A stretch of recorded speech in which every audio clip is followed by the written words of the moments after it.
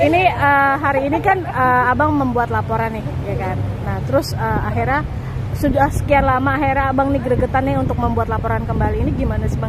Jadi gini mbak, kami juga kecewa ya, pihak KPK ini kok lambat sekali. Kan kami dapat perbandingan dari yang dilakukan oleh pihak Kejaksaan Agung. Mereka cepat, mereka aktif ya. Sudah itu kami ingin tahu sudah sejauh mana yang kami laporkan para gubernur itu. Lalu sudah seperti apa penanganan, apakah sudah mereka sentuh perusahaan itu. Tapi nyatanya nggak ada informasi.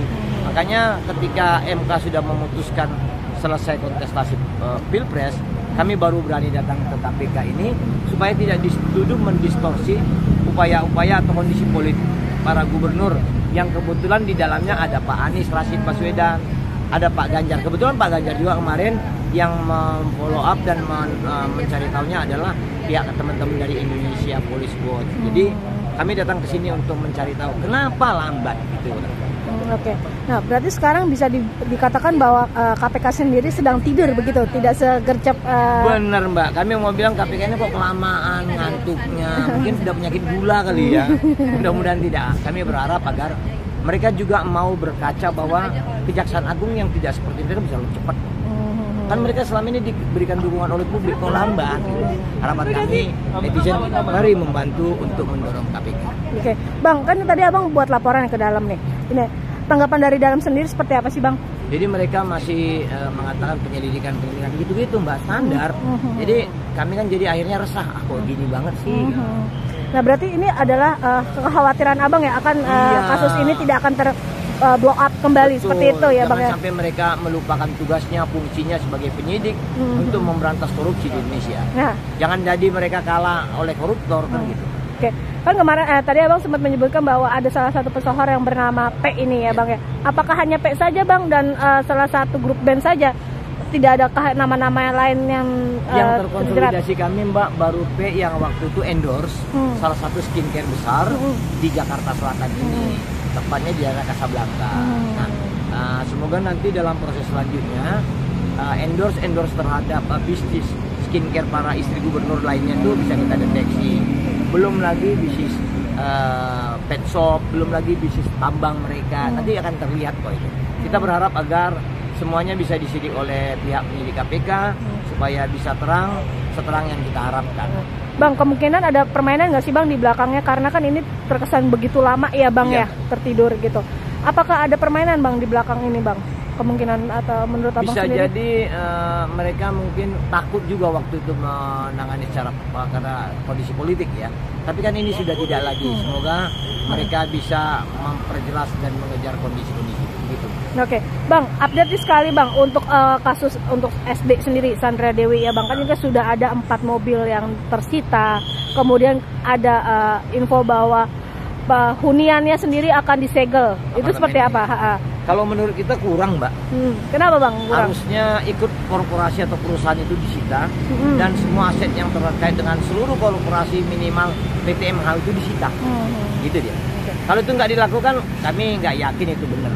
Oke, bang, kemarin juga ada artikel mengatakan bahwa salah satu PT Peleburan Timah nih juga sudah disidak oleh Kejagung nih bang. Sudah disita dia sebenarnya. Sudah disidak dan sudah disita. Nah, abang melihat sendiri bagaimana sih sekarang untuk Kejagung sendiri, untuk proses pekerjaannya seperti apa? Luar biasa. Mereka tadinya melangkah di Jakarta, sekarang sudah melangkah ke daerah sampai ke smelter. Artinya alat-alat yang terkonsolidasi untuk ikut dalam tindak pidana korupsi iup pertambangan memproduksi timah itu udah mereka sita. Itu luar biasa. Salut untuk Kejaksaan Agung. Kami berharap korporasinya semua disita mereka. Oke.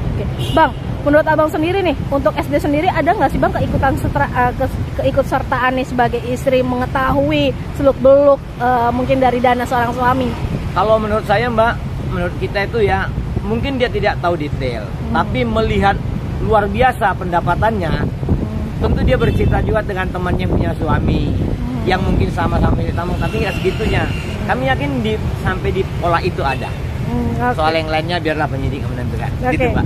Bang, kan abang bilang mengatakan Sandra Dewi sendiri punya perhiasan, toko perhiasan, dan ada beberapa nama yang mungkin sudah keikut sertaannya seperti itu.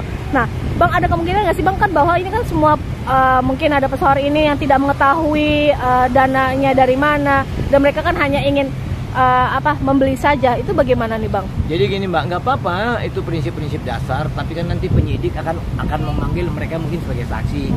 Benar pernah beli emas, benar, tahun berapa banyak, harganya berapa. Itu kan untuk penguatan bahwa ini adalah kanal untuk membersihkan follow the money. Kan gitu.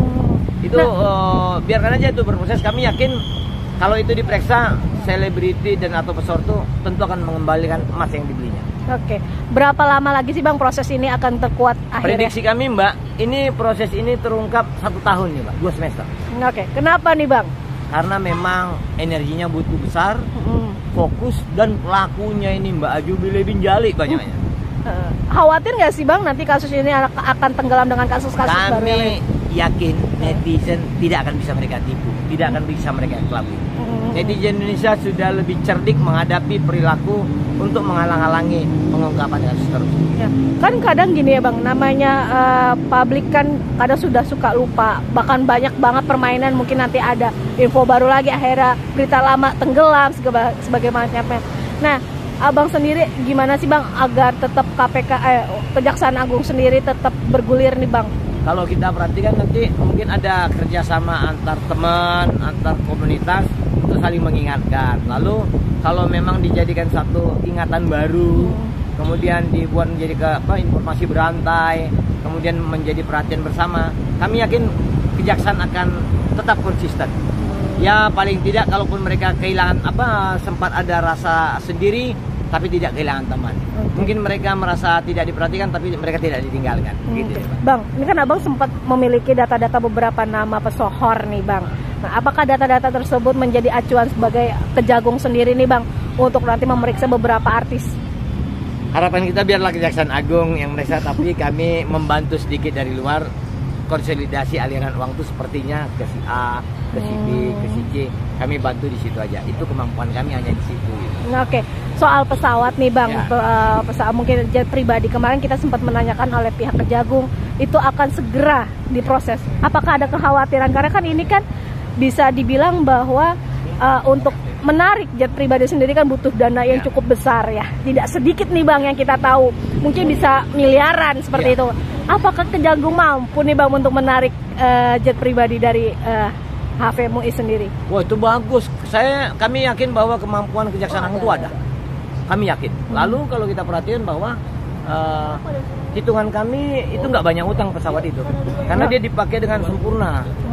Sebanyak 270 kali, berarti artinya perawatannya luar biasa, pembayarannya lancar, parkir, afture gitu kan, udah tuh lancar.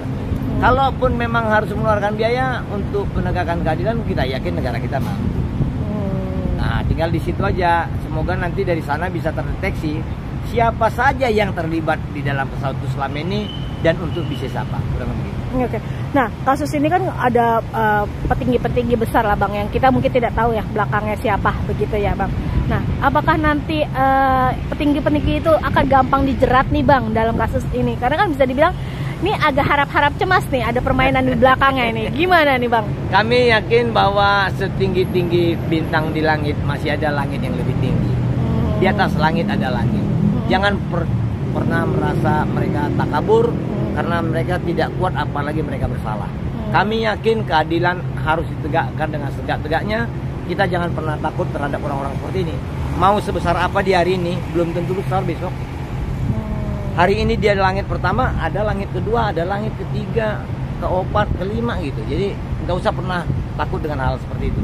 Yang pasti netizen plus 62 tetap konsisten memberikan perhatiannya. Nah, baik Bang, ini ada salah satu yang cukup menarik dari media sosial dari SD sendiri, Sandra Dewi selaku istri dari Harvey Muiz yang cukup lama-lama menghilang nih Bang. Ya. Ini apakah memang sengaja menutupi keikutsertaan, mungkin dugaan-dugaan, mungkin Mbak, salah satu cara dia supaya nyaman dengan menghilangkan apa perilakunya yang lama. Mungkin dia ingin menutup perilaku lama, mungkin juga tidak meneruskan perilaku lama itu. Jadi kalau menurut kita itu semua nggak ada guna dilakukannya. Tetapi mungkin itu haknya sebagai pemilik akun ya. Lalu mungkin dia hendak merubah pola komunikasinya, bisa jadi. Tapi secara hukum mudah untuk mengungkap apa yang telah dipublikasinya selama ini, walau lamannya itu sudah 404 gitu. Nah, Bang, ini kan kemungkinan bisa terjadi nggak sih Bang kalau misalkan akunnya sudah hilang nanti menjadi salah satu bukti nih untuk kejaksaan sendiri untuk menarik bisa, bahkan kita udah punya kok salinannya. Walau udah 404 kita punya. Ya. Nah, Bang, ini kan Sandra Dewi sendiri masih jadi saksi. Ada kemungkinan untuk naik jadi tersangka atau mungkin keterlibatannya bukti? Jika penyidik mempunyai bukti-bukti dan sangat meyakini, kami yakin mereka akan naikkan. Tapi semuanya kembali kepada penyidik gitu. Ya. Terakhir Bang, untuk kasus ini Sandra Dewi sendiri seperti apa sih Bang untuk Abang sendiri sebagai kami perhatikan bahwa inilah kalau orang berlebihan memberikan penilaian, berlebihan memberikan pandangan, berlebihan menunjukkan hal-hal yang menurut dia baik.